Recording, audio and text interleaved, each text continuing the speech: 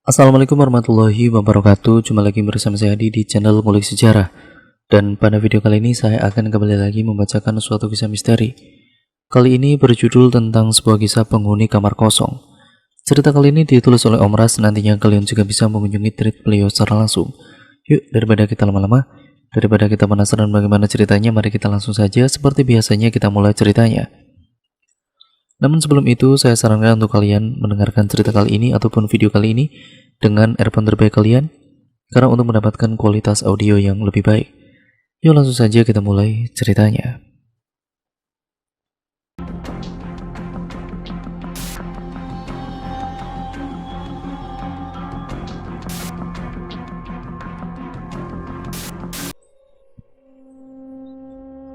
...2020 lalu, ada sepasang suami istri yang baru beberapa bulan menikah.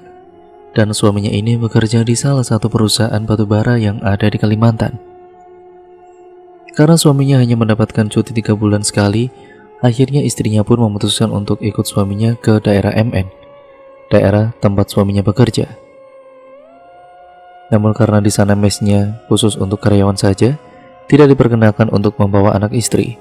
Maka dari itu mereka terpaksa harus mengontrak salah satu rumah yang tidak begitu jauh dari lokasi suaminya bekerja.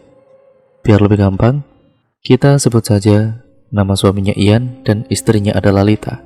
Semua nama sudah disamarkan. Rumah itu sudah cukup lama kosong dan juga tidak terurus. Di dinding-dinding rumahnya, itu pun sudah banyak terdapat coretan-coretan tangan yang tidak bertanggung jawab. Ya sehingga Ian harus membagi waktu antara bekerja dan memperbaiki sedikit demi sedikit bagian rumah yang rusak. Rumah itu disewakan satu buah utuh dengan 4 kamar tidur, 1 sumur, 2 kamar mandi, dan 1 WC. Karena mereka hanya berdua, jadi 3 kamar lainnya dibiarkan kosong dan terkunci. Harga sewanya per bulan pun tergolong sangat murah. Untuk ukuran satu buah rumah, hanya berkisar sekitar 300 ribuan saja. Di sekitar rumah itu hanya ada kebun pisang yang rimbun. Sama sekali tidak ada tetangga. Tapi ada sebuah warung yang jaraknya sekitar 700 meteran dari rumah itu.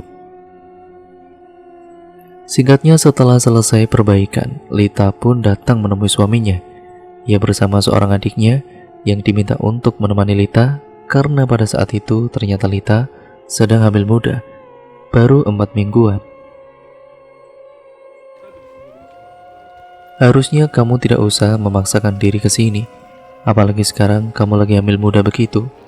Kalau sampai terjadi apa-apa pada kandunganmu bagaimana? Ujar Ian yang baru mengetahui istrinya tengah hamil. Tapi tidak terjadi apa-apa kan? Anak kita kuat kok. Ian terdiam, tangannya masih mengelus-ngelus perut istrinya. Kandunganmu masih sangat muda, jadi kumohon jangan terlalu memaksakan diri. Kamu harus banyak istirahat ya. Aku tidak mau terjadi apa-apa pada kalian berdua, ujar Ian. Dika libur? Tanya Ian pada Lita. Iya, seminggu. Kalau Dika pulang dan aku masuk shift malam, kamu akan sendirian di sini. Aku khawatir terjadi apa-apa padamu saat aku tidak ada di rumah. Aku berani kok sendirian, gak apa-apa. Nanti tinggal kamu tambahkan palang saja di pintu-pintu dan jendela, biar tidak ada orang jahat. Karena yang paling menakutkan kan itu ya penjahat, bukan hantu, ujar Lita. Kamu itu kan tidak tahu keadaan di sini, sayang. Sangat tidak aman. Apalagi kamu sedang hamil begitu. Kalau tentang penjahat, maling atau rampok, di sini cukup aman. Selama aku bekerja di sini, aku belum pernah mendengar kabar tentang perampokan dan lain-lain. Nah, apalagi kalau begitu, aku jadinya semakin berani untuk tinggal di sini. Tapi perkataan Ian terhenti, raut wajahnya mendadak pucat. Tapi apa? Tanya Lita penasaran. Tidak jadi, bukan apa-apa kok. Ian mengalihkan pandangannya. Kini matanya menerawang ke langit-langit kamar, mengingat kejadian yang menimpa istri temannya beberapa bulan lalu, waktu mereka baru pindah ke kontrakan yang ada di dekat pelabuhan. Seminggu setelah pindah ke sana, istri temannya yang hamil 4 bulan itu mendapat gangguan sehingga mengakibatkan anak yang dia kandung tidak selamat. Menurut pengakuan pada shift malam suaminya bekerja, suaminya tiba-tiba pulang dan meminta jatah pada istrinya. Entah bagaimana, setelah melakukan hubungan suami istri tersebut, si istri mendadak merasakan sakit yang luar biasa pada kandungannya. Pendarahan hebat terjadi. Untungnya di sebelah kontrakan mereka pada saat itu ramai orang, sehingga si istri temannya tersebut langsung mendapatkan pertolongan dan berhasil diselamatkan. Namun malang bagi janinnya yang tidak bisa diselamatkan. Konon katanya yang pulang pada malam itu ataupun pada kejadian itu bukanlah suaminya, melainkan makhluk halus yang menyerupai sang suami. Gangguan seperti itu tidak hanya sekali terjadi menurut warga sekitar, ya karena memang daerah tersebut masih sangat kental dengan aura mistisnya. Dan lagi di sekitar sana kan dikelilingi oleh hutan yang tentu saja menjadi tempat tinggal makhluk-makhluk halus. Kenapa diam? Tanya Lita pada Ian. Aku khawatir padamu dan juga kandunganmu. Lita tersenyum manis. Aku tahu yang ada di kandunganku ini merupakan anak pertamamu. Tapi kau jangan lupa, dia juga merupakan anakku, dan sebagai ibunya, aku tidak akan membuat kandunganku kenapa-napa. Jadi kamu tidak perlu khawatir, sekhawatir itu padaku, ucap Lita. Kamu lapar kan? Aku akan ke warung sana membeli makanan untuk kita bertiga, ujar Ian. Aku ikut ya. Jangan, warungnya jauh, nanti kakimu sakit loh. Ya lelah di perjalanan saja, belum hilang. Lalu kamu mau ikut ke warung yang jauh itu? Nanti kalau kamu sakit bagaimana? Bidan atau mantri jauh dari sini, tolak Ian. Lita menghela nafas panjang.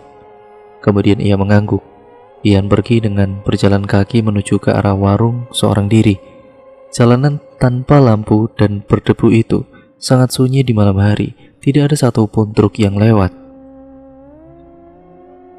Ian mempercepat langkahnya ketika lampu warung mulai terlihat dari kejauhan. Sesampainya di warung, ia bertemu beberapa orang sopir yang tengah singgah untuk makan. Ramah sekali mereka menyapa Ian, padahal mereka belum saling mengenal. Ya karena memang Ian tidak terlalu kenal dengan kebanyakan sopir-sopir truk di sana. Anaknya si Rusdi meninggal, ujar salah satu sopir. Iya, untung istrinya selamat. Dulu sudah ku nasihati si Rusdi itu, kalau membawa istri yang sedang hamil, begitu ya memang harus bersyarat. Karena di sini berbeda dengan di Banjarmasin sana. Tapi susah memberitahukan orang yang tidak percayaan. Dia malah mengejekku yang bukan-bukan, sahut sopir lainnya. Ian berpindah tempat duduk dan merapat pada sopir-sopir tersebut. Syarat seperti apa itu bang? Ya seperti penanggal-penanggal makhluk halus. Ya karena orang mengandung itu kan baunya wangi sekali. Wanginya tersebutlah yang mengundang makhluk-makhluk halus mendekat dan mengganggu. Contoh penanggalnya itu seperti apa bang? Maaf sebelumnya, saya lancang bertanya seperti ini karena saya ingin tahu sekali sebab istri saya juga tengah hamil 4 minggu saat ini. Ya seperti duri jeruk, kayu sampun, tamyang, bawang tunggal, gunting, belayung, pecahan kaca, cermin, dan jangan lupa kelambu, ujar sopir tersebut. Tamyang itu seperti apa bang? Dan baliung itu juga bagaimana bentuknya? Tanya Ian antusias. Tamyang itu bambu kecil, tapi bukan bambu sembarangan. Susah kalau menjelaskannya.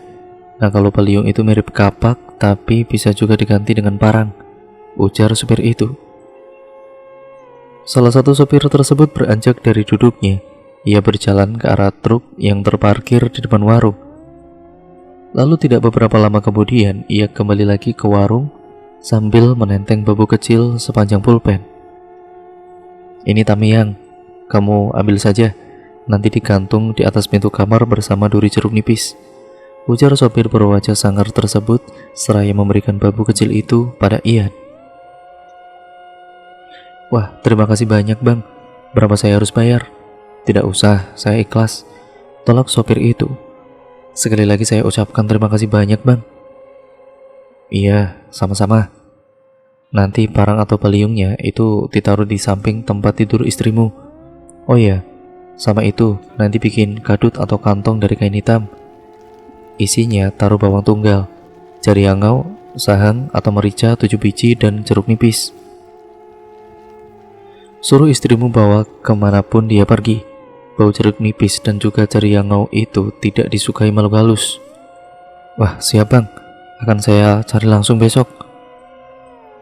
Ini makanannya, ayam 2 sama ikan nilainya 1 kan? Ujar pemilik warung pada Ian. Iya, nasinya 5 bungkus ya, jadinya berapa? Iya, semuanya 100.000. Tambah sama itu, aqua besarnya 2 botol, ujar Ian. Setelah selesai membayar makanannya, Ian pun berpamitan pada sang sopir baik hati tersebut. Ia melangkah cepat menuju ke rumah, karena pada saat itu, kilat mulai menyambar-nyambar. Pertanda sebentar lagi hujan akan segera turun. Di dalam rumah, Dika dan juga Lita sudah menunggu sambil mengobrol yang sesekali dihiasi tawa riang Lita. Malam itu mereka makan dengan sangat lahap, sementara di luar hujan mulai turun dengan sangat lebat. Subuh sekali, Ian pun sudah bangun dan bersiap berangkat bekerja. Ia duduk di teras rumah menunggu bus jemputan karyawan lewat. Di sebelahnya Lita duduk sambil terus memegangi tangan suaminya, seakan tidak mau suaminya berangkat kerja hari itu. Tidak berselang lama cahaya lampu bus mulai terlihat.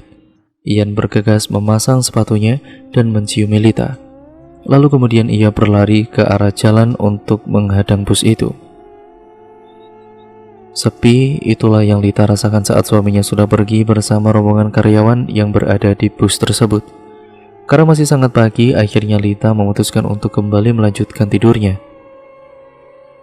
Sementara Dika masih tidur dengan sangat lelap di depan kamarnya. Lita dengan berbantalkan tas berisi bajunya. Sekitar pukul 9 pagi, Dika membangunkan Lita. Rupanya Dika sudah mandi dan membeli makanan di warung. Lita tersenyum kecil melihat perhatian adiknya itu. Cuci muka dulu Ki, baru makan. Sudah jam segini kakak belum sarapan, kasihan bayinya, ujar Dika. Hari itu Dika membantu kakaknya berberes rumah sampai semua perabotan tertata dengan rapi. Nanti beli mesin genset saja kak, karena rumah ini kan besar. Kalau gelap rasanya terlalu menyeramkan, apalagi nanti kakak sendirian di sini bila Kak Ian masuk shift malam. Iya, aku tahu, jawab Lita. Dan nanti coba kakak minta belikan motor bekas deh. Siapa tahu kan kakak ada keperluan ke warung dan lain-lain. Kalau harus jalan kaki lumayan jauh kak. Iya Dika, kakak tahu. Sore harinya sekitar jam 5-an, Ian pulang membawa sebuah motor Beat. Motor kita, ujarnya sebelum Lita bertanya. Dan besok kita beli barang-barang ke pasar, soalnya besok aku off. Wih, aku diajak kan kak? Tanya Dika. Tentu saja, ya setidaknya kamu bisa bantu angkat-angkat barang, jawab Ian tertawa. Ketika Ian mandi, Dika disuruh oleh Lita untuk membeli makanan ke warung, sementara Lita menyiapkan pakaian suaminya. Tiba-tiba ia merasa ada hembusan angin seperti ada yang lewat di belakangnya, membuat bulu kuduk Lita seketika meremang. Sayang, menurutmu kita beli tenaga surya aja atau genset? Tanya Ian mengagetkan Lita. Kamu itu mengagetkan aku. Terserah saja menurutmu bagus yang mana? Ujar Lita dengan kesal. Loh kok marah? Aku kan cuma bertanya kepadamu. Ya kamu sadar tidak sudah mengagetkan aku dengan cara muncul dan bertanya tiba-tiba begitu. Ya aku minta maaf kalau kamu merasa terkagetkan olehku. Ya ampun, maafin aku. Tolong jangan sakiti aku ya. Terdengar suara Dika yang meracaukan kata-kata yang sama berulang-ulang. Lita lantas keluar untuk memeriksa keadaan adiknya tersebut. Takut kalau ada sesuatu yang terjadi pada sang adik kesayangan. Rupa-rupanya Dika hanya tengah mengigau. Matanya masih tertutup dengan rapat, namun keringatnya bercucuran. "Dika, Dik, bangun Dika." Dika terbangun dengan napas yang terengah-engah seperti orang yang baru saja berlari puluhan kilometer. "Mimpi apa kamu, ha? Sampai mengigau begitu?" "Aku mimpi ada kurungan ayam ditutup kain hitam dan sebuah kepala dengan rambut acak-acakan menutupi wajahnya muncul dari atas kurungan ayam itu, Kak." Perlahan-lahan kurungan itu berubah menjadi sosok perempuan berambut panjang dengan pinggang yang sangat besar dan tubuhnya sangat tinggi. Dia menghampiriku, dia hendak mencapik-capikku dengan kukunya yang panjang. "Aku sangat ketakutan, Kak," cerita Dika dengan napas yang masih ngos-ngosan.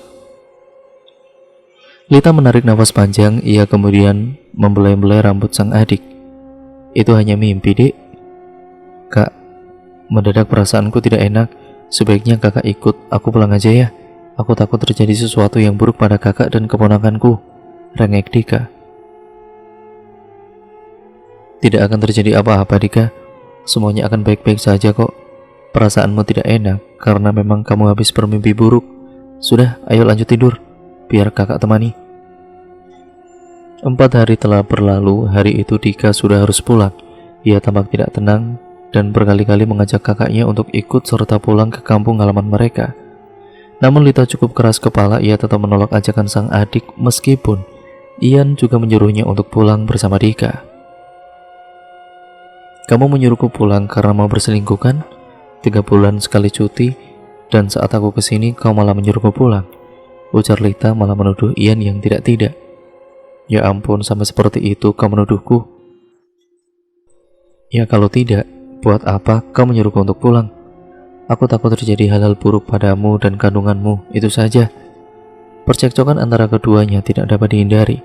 Bahkan Dika yang menjadi penengah pun ikut terkena imbas dari kemarahan Lita. Sampai sore harinya ketika Ian sudah hendak berangkat bekerja, Lita masih cemberut dan tidak mau berbicara padanya. "Kunci semua pintu dan jangan lupa ke lampunya dipasang. Parang itu juga ditaruh di samping tempat tidur," pesan Ian, namun Lita masih tidak menanggapi. Ketika Ian sudah berangkat, Lita mulai merasakan sepi berada di rumah itu sendirian. Meski di dalam rumah sudah ada penerangan, namun di 3 kamar kosong itu memang sengaja tidak dipasangi lampu. Apalagi ketika kamar itu kan tidak pernah mereka bersihkan. Bahkan membukanya saja mereka juga sangat enggan untuk membukanya. Untuk mengurangi rasa sepinya malam itu, Lita menonton film di DVD portable yang dibelikan oleh Ian. Film berbeda tersebut cukup membuatnya terhibur, sampai-sampai ia lupa kalau malam itu ia hanya seorang diri di rumah. Ketika sudah mulai mengantuk, Lita mematikan DVD-nya. Pada saat itu jam sudah menunjukkan pukul 9 malam. Namun pada pukul 12 malam, ia kembali terbangun karena napasnya terasa sesak dan ternyata lampu penerangan mati. Dan dengan gugup, Lita memiliki ketakutan dalam gelap. Ia mencari-cari senter di dekatnya. Untung saja senter itu berhasil dia dapatkan sehingga ia bisa kembali bernapas dengan lega. Lita berjalan keluar kamar untuk mengecek aki dan rupanya salah satu jepitan aki yang menghubungkan ke lampu terlepas. Entah terlepas karena apa, tapi Lita tidak mau berpikiran yang aneh-aneh dan dia langsung membetulkan kembali jepitan aki tersebut. Saat lampu kembali menyala, Lita menghela napas lega. Lita masuk ke dalam kamar dan melihat jam. Saat itu rasa kantuknya sudah menghilang, sehingga ia memutuskan untuk melanjutkan menonton film Barbie saja. Pukul 2:30 dini hari barulah matanya mulai terasa berat.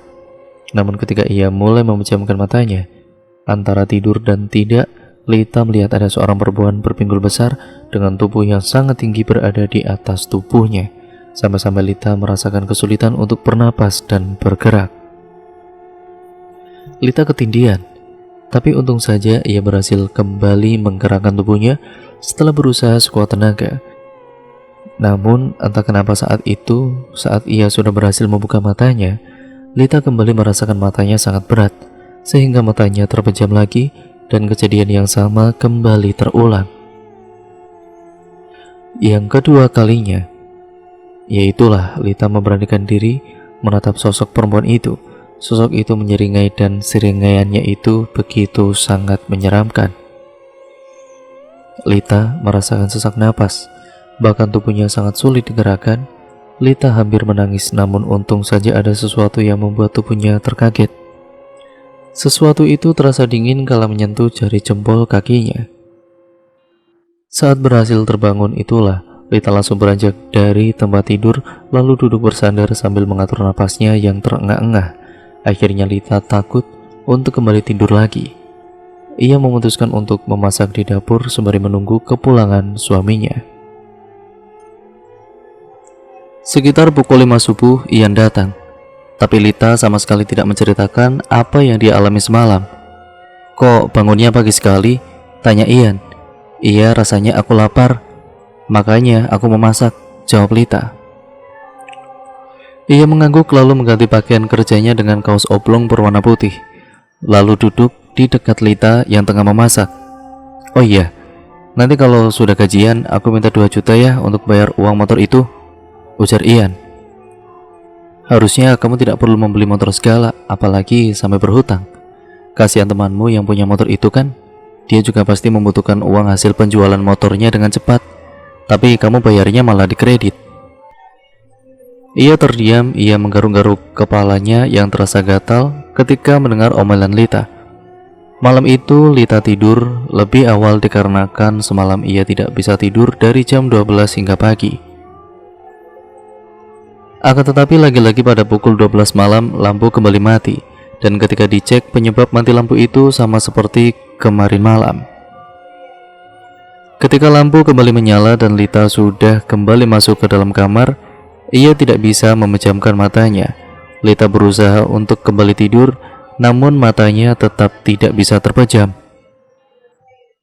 Lita mulai resah, terlebih lagi ketika ia memulai mendengar suara seseorang tengah menyapu halaman rumahnya. Suara gesekan sapu lidi pada tanah itu terdengar jelas sekali, apalagi pada malam itu sama sekali tidak terdengar truk-truk yang mengangkut batu bara lewat. Lita langsung bangun dari tempat tidur dan kemudian mengambil DVD portable-nya. Ia memutar film Barbie dengan volume yang cukup nyaring, tapi hal itu tidak membuat rasa takut serta was-wasnya hilang. Dan di saat-saat seperti itulah bayangan tentang sosok perempuan yang muncul antara bangun dan tidurnya semalam itu kembali muncul. Seketika bulu-bulu di tubuhnya langsung meremang. Lita tidak fokus pada alur film Barbie yang diputarnya. Pikirannya benar-benar kacau saat itu. Apa aku harus ke warung saja ya, batinnya? Tapi tidak, karena kalau sampai suamiku tahu aku ketakutan begini, pasti aku disuruh pulang ke kampung. Lita mengecek HP-nya dan ya tidak ada sinyal di tempat itu.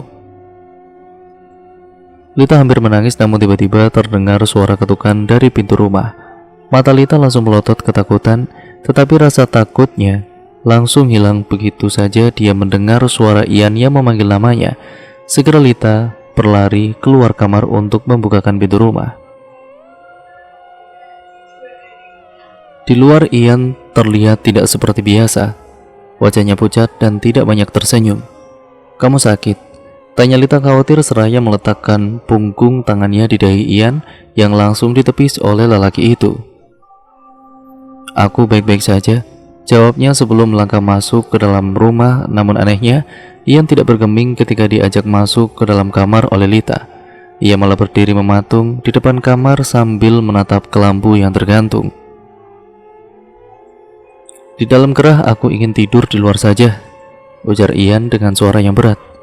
Lita mengerutkan alisnya dengan bingung. Tidak seperti biasanya, batin Lita. "Lita, bisakah kau keluar temani aku?" panggil Ian yang semakin membuat Lita bingung. Karena tidak seperti biasa malam itu Ian memanggil namanya beberapa kali. "Aku sudah mengantuk, lebih baik kau masuk ke dalam kamar saja. Tidak panas sama sekali kok di sini," jawab Lita dari dalam kelambu. Tiba-tiba terdengar suara bantingan pintu di luar. Namun saat akan mengeceknya, Lita merasa berat hati, sehingga ia membiarkan saja suara itu tanpa tahu apa yang sedang dilakukan oleh Ian. Sekitar pukul 5 subuh, Ian kemudian masuk ke dalam rumah dengan marah-marah. membangunkan Lita yang masih tertidur di dalam kelambu. "Kenapa pintu kau kunci sih semalam, ah?" tanya Ian dengan nada marah. "Loh, bukannya semalam kamu yang terakhir masuk ke rumah?" jawab Lita balas marah. Aku baru saja pulang." Lita terdiam, wajahnya seketika berubah. "Kau jangan bercanda, jelas-jelas malam kau itu pulang ke rumah." "Kau mendengar suara bus atau truk singgah?" "Kalau memang aku pulang, tidak mungkin aku berjalan kaki." Lita terdiam. Ia memang tidak mendengar adanya suara bus ataupun truk yang singgah semalam. Terus kalau yang pulang semalam bukan Ian, lalu siapa? Akhirnya saat itu juga Lita menceritakan keanehan yang dia alami selama ia tinggal sendiri di rumah tersebut. "Kenapa baru kau ceritakan sekarang?" tanya Ian marah. "Aku takut kalau ku ceritakan kamu akan menyuruhku pulang. Kau tahu selama hamil ini aku tidak ingin jauh-jauh dari kamu." Ian menghela napas dengan panjang. Untung saja istrinya semalam tidak mau menuruti keinginan sosok yang menyerupainya itu. Kalau tidak, kemungkinan hal yang sama dengan apa yang sudah dialami oleh istri temannya dulu akan terulang kembali pada Lita. Pagi-pagi sekali Ian mengajak Lita untuk pergi menemui salah satu temannya yang merupakan orang asli daerah itu. Kedatangan Ian dan juga Lita tentu disambut baik oleh keluarga temannya tersebut.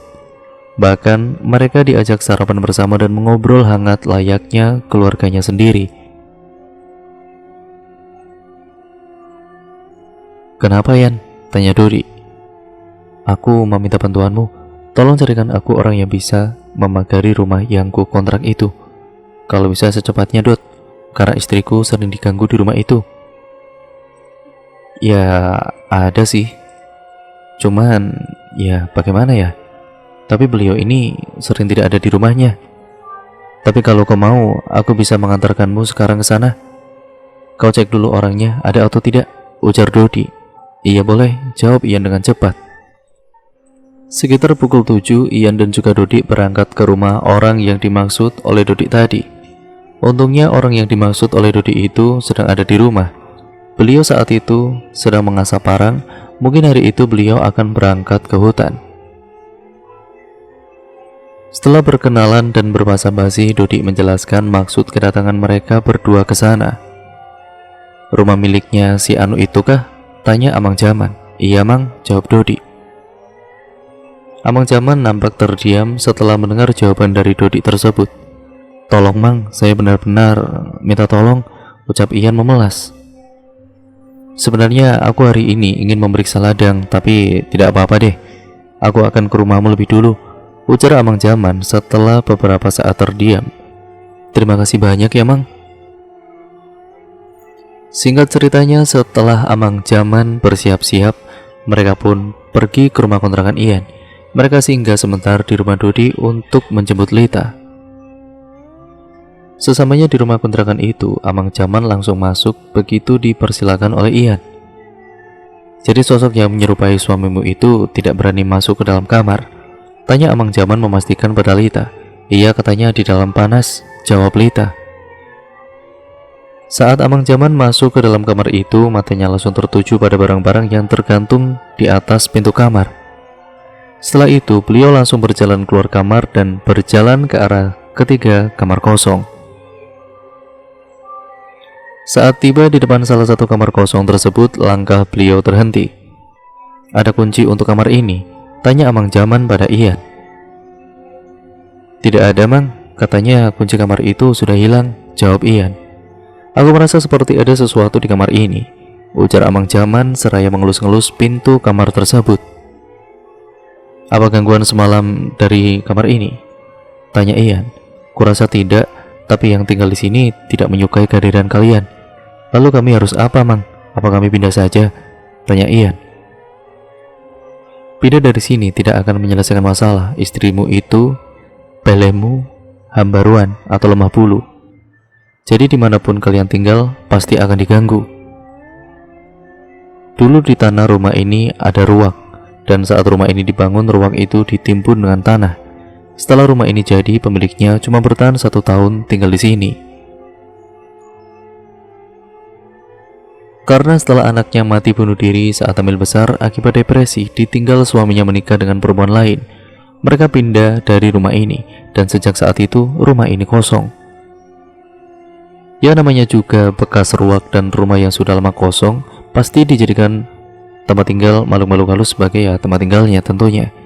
Tapi ada satu yang paling kuat energinya di sini, yaitu di kamar ini. Cerita Amang Jaman.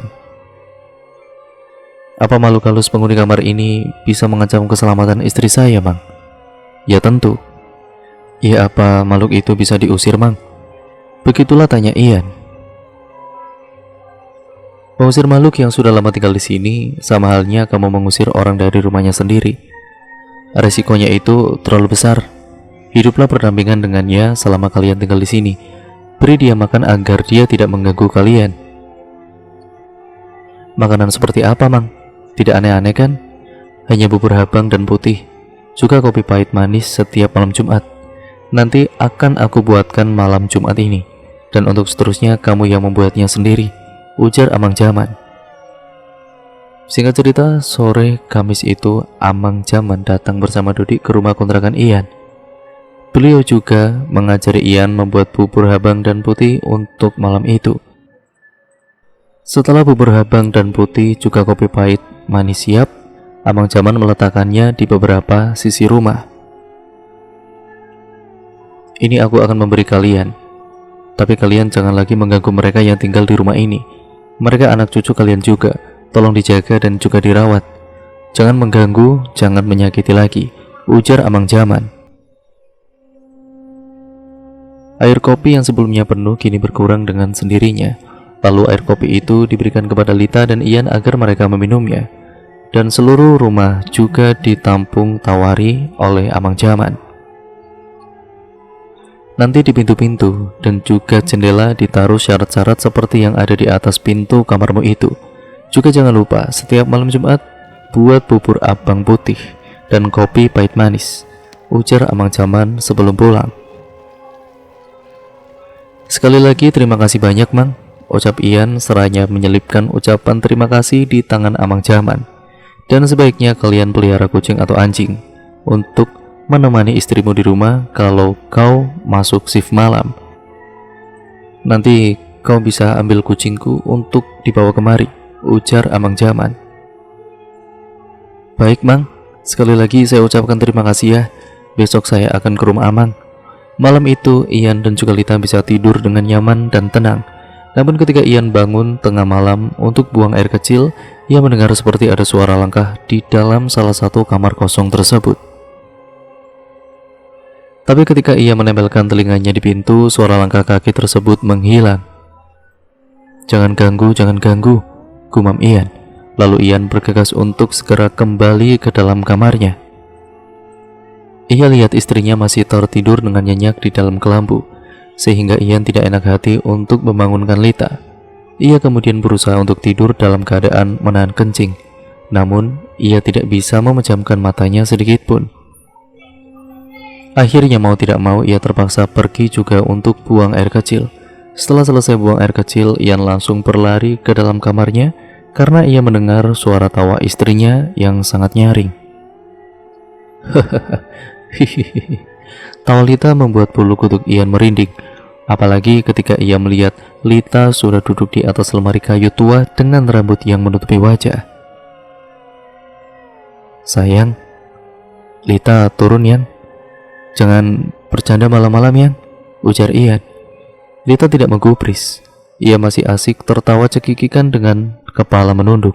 Suara kereot dari lemari tua itu membuat Ian ketakutan kalau Lita sampai terjatuh ke lantai. Sayang, ayo turun Yang, jangan bercanda, ujar Ian lagi seraya berusaha meraih kaki istrinya yang menjuntai. Tiba-tiba tubuh Lita menjadi lemas seketika setelah Ian menyentuh kakinya. Setelah membaringkan istrinya di tempat tidur, Ian duduk di depan kelambu. Ia termenung memikirkan kejadian yang baru saja ia alami. Ian tahu kalau istrinya tadi kemungkinan kemasukan makhluk halus. Tapi apa penyebab istrinya kemasukan?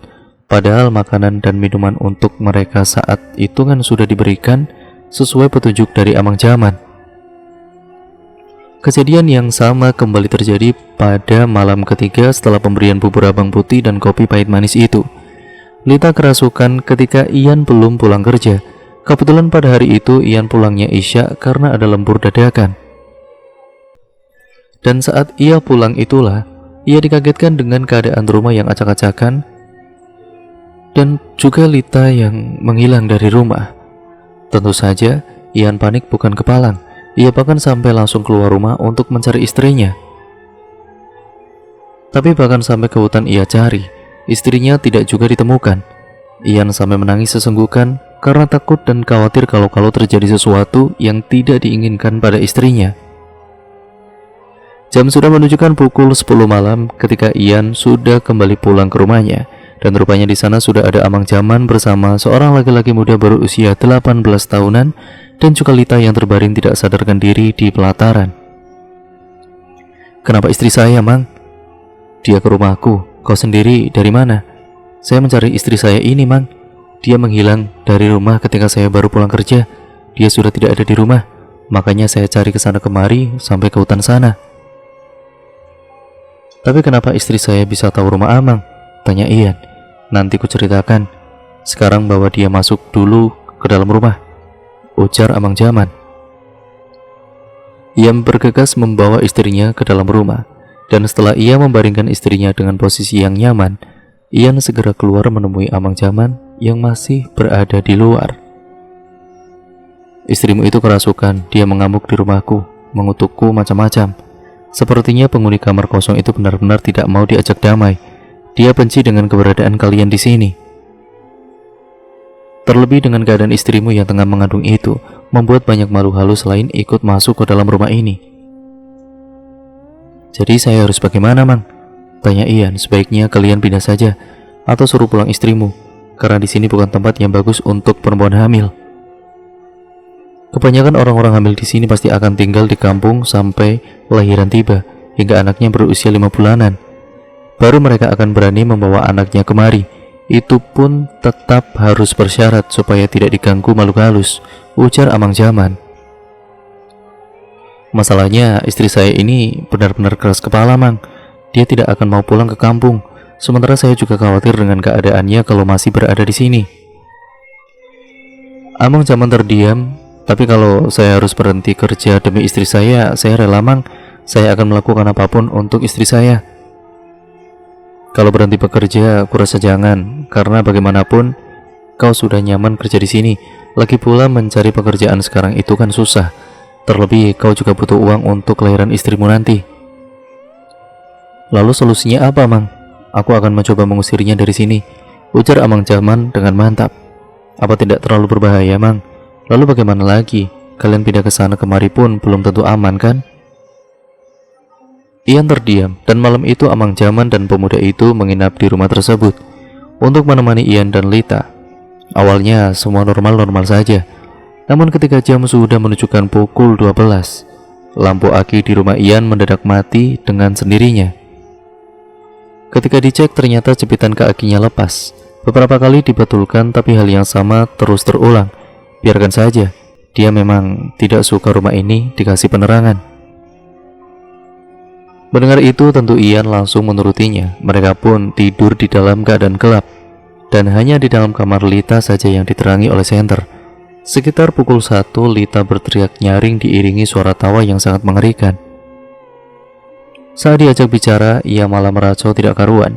Hanya pada Amang Jaman ia mau berbicara. Itu pun bicara dalam bahasa daerah yang tidak diketahui oleh Ian apalagi Lita. Tapi saat kemasukan itu, Lita dengan sangat fasih berbahasa daerah sana. Selama Lita berbicara, Amang Jaman mengerutkan alisnya, raut wajahnya juga terlihat berubah. Lalu tiba-tiba Lita berteriak-teriak. Dari nada bicaranya, tampak sekali dia sangat marah dengan Amang Jaman. Tapi Ian tidak tahu apa yang sedang mereka bicarakan, karena Amang Jaman pun tidak mau memberitahu. Amang Jaman meminta segelas air, lalu setelah didoakan, air itu kemudian diminumkan secara paksa pada Lita yang mulai mengamuk. Dan malam itu juga Amang Jaman berusaha untuk mengusir makhluk penghuni kamar kosong tersebut dengan persiapan seadanya. Prosesnya tentu tidaklah mudah. karena makhluk itu terus saja merasuki tubuh Lita, bahkan mengancam akan mengambil janin yang ada di dalam kandungan Lita.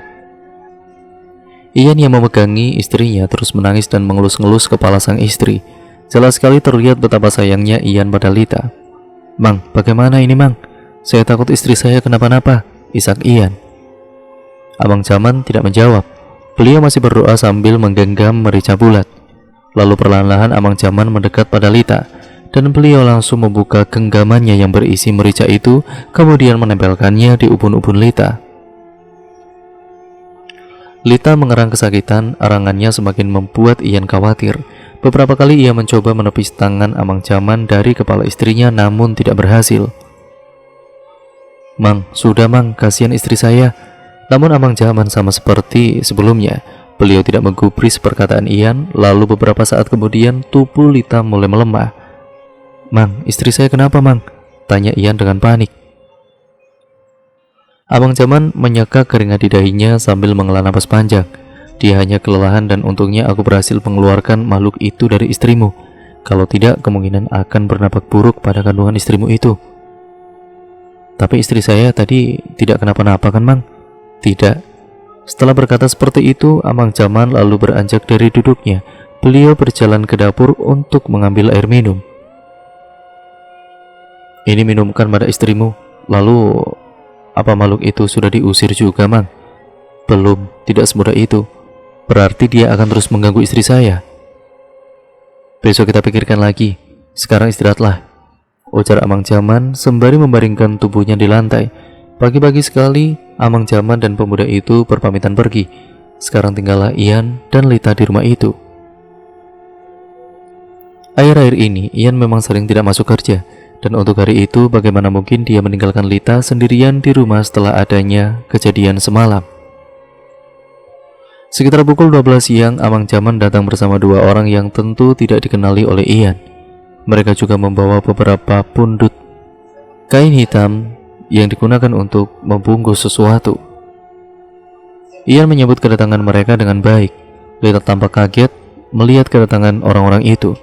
Ia yang masih lemas berusaha bangun untuk sekedar menyalami mereka. "Tidak usah bangun, tidak apa-apa. Kami hanya ingin ke kamar kosong itu," ujar Amang Jaman. Sesamanya mereka di depan kamar kosong tersebut, salah satu dari mereka langsung membuka paksa pintu kamar tersebut. Ian yang penasaran dengan isi kamar itu langsung ikut mendongakkan kepala ke dalam. Ternyata tidak ada apa-apa di sana. Hanya kamar kosong dan ranjang yang sudah tua tanpa kasur di atasnya. "Kau jaga istrimu saja, tidak usah ikut masuk ke dalam kamar ini," ujar Amang Jaman pada Ian. Lalu mereka bertiga pun mulai mengeluarkan barang-barang yang berada di dalam kain hitam yang tadi mereka bawa. Meski penasaran, namun Ian tidak berani untuk melihat apa yang sedang Amang Jaman dan dua orang itu lakukan. "Mereka sedang apa di dalam kamar itu?" tanya Lita. "Entah, aku juga tidak tahu. Tapi apapun yang mereka lakukan itu, semoga saja bisa membantu kita." Lita kemudian mengangguk. Sekali-kali Lita memijit bagian tubuhnya yang terasa sangat sakit. Cukup lama Amang Jaman dan kedua orang itu di dalam kamar kosong tersebut. Beberapa kali Ian dikagetkan dengan suara dari benda-benda yang jatuh dari dalam kamar itu, diikuti juga dengan suara Amang Jaman yang berbicara dalam bahasa daerah mereka. Sekitar 2 jam mereka di dalam kamar kosong itu. Ketiganya kemudian keluar, membawa sesuatu yang terbungkus kain hitam. Mereka membawanya ke seberang jalan lalu masuk ke dalam hutan. Lita dan juga Ian saling pandang, tidak mengerti. Saat Amang Jaman kembali ke rumah itu, Ian langsung memberondongnya dengan pertanyaan-pertanyaan. "Kenapa, Mang? Apakah semuanya baik-baik saja? Dan apakah makhluk penghuni kamar itu bisa diusir?" tanya Ian. "Kalian sudah aman. Penghuni kamar kosong itu sudah kami pindahkan ke salah satu pohon yang ada di dalam hutan sana," ujar Amang Jaman. "Tapi dia tidak akan kembali ke sini lagi kan, Mang?" "Tidak akan." Mendengar jawaban Amang Jaman itu, Ian menghela nafas lega. Ia tersenyum menatap sang istri. Amang Jaman dan kedua temannya itu juga memagari rumah tersebut agar mereka yang berniat mengganggu tidak bisa masuk ke dalam rumah. Sorenya ketika mereka berpamitan pulang, Tidak lupa Ian memberikan tanda terima kasihnya kepada Amang Jaman dan kedua teman beliau yang sudah membantunya. Sejak saat itu kehidupan Ian dan Lita di rumah tersebut aman dan tentram tanpa adanya gangguan lagi. Hingga usia kandungannya yang mencapai 7 bulan, ibu dan adik dari Lita datang ke sana untuk menjemputnya. Karena dalam beberapa bulan lagi, Lita sudah akan segera melahirkan. Singkatnya, beberapa bulan berlalu cepat tidak terasa, Lita melahirkan bayi laki-laki yang sehat dan tanpa kurang satu apapun. Saat usia anaknya 5 bulan, Ian dipindah tugaskan ke daerah yang lumayan dekat dengan kampung halamannya. Meskipun Ian cuti 3 bulan sekali, tapi setidaknya di daerah tempat kerjanya yang baru itu, ia bisa selalu memberi kabar kepada istrinya melalui panggilan telepon. Dan istrinya bisa fokus untuk mengurus anak mereka di rumah tanpa harus ikut ke tempat kerja Ian lagi.